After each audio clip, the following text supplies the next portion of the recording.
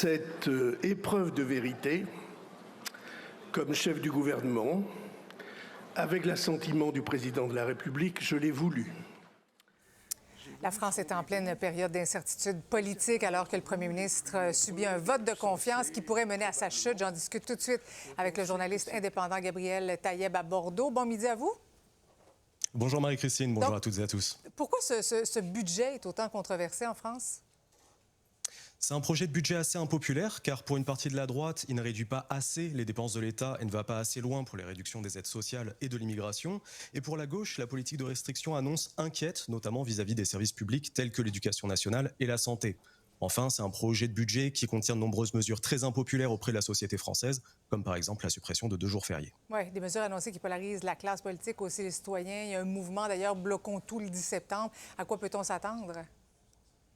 Alors c'est un mouvement qui peut s'apparenter au mouvement des Gilets jaunes, apparu en 2018. C'est un mouvement citoyen qui n'a pas d'organisation syndicale ou de parti politique. Par contre, ce qui peut être assez déterminant, c'est la réponse d'Emmanuel Macron à cette situation qui va déterminer justement l'ambiance qu'on peut attendre ce mercredi 10 septembre. Oui, il y a quand même peu d'observateurs en France, des analystes qui pensent que le premier ministre va survivre à ce vote de confiance qu'il a lui-même convoqué. D'ailleurs, pourquoi il a fait ça? François Bayrou a insisté sur les notions de responsabilité et de réalisme. Il a d'ailleurs déclaré lui-même « Vous avez le pouvoir de renverser le gouvernement, mais pas d'effacer le réel ». Donc pour lui, ce vote est une façon soit de conforter son projet de budget avec l'appui clair et explicite de l'Assemblée nationale, soit en cas d'échec de pouvoir rejeter la faute de l'instabilité économique et politique sur les oppositions.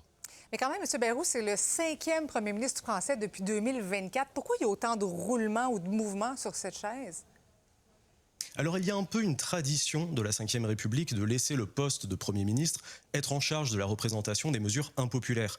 C'est un peu un moyen de protéger le président, mais aussi d'engager la responsabilité de l'ensemble du gouvernement. Donc forcément, dans un climat d'instabilité et d'opposition, c'est un poste peu enviable. Et d'ailleurs, dès à présent, Laurent Wauquiez, des Républicains, a d'ores et déjà évoqué une censure automatique si des membres de la France insoumise accéderaient au gouvernement. Bon, puis maintenant, quelle pourrait être la réaction? Que pourrait faire le président Emmanuel Macron au cours des prochaines heures?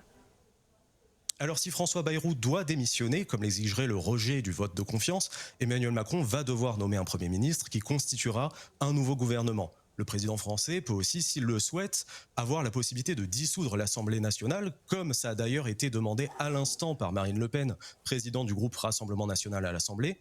Et enfin, certains exigent qu'Emmanuel Macron pose lui aussi sa démission, ce qui est techniquement possible, mais c'est un scénario assez peu probable quand on connaît le parcours d'Emmanuel Macron et ses dernières déclarations. Et là, vous serez fixé dans combien de temps? Normalement, le résultat du vote sera fixé à 19h, donc on a à peu près 1 heure. Pour le moment, l'ensemble des groupes politiques se succèdent à la barre, en fait, pour présenter ses opinions par rapport au vote. Et pour le moment, rien n'est encore fait. Merci beaucoup. Merci à vous.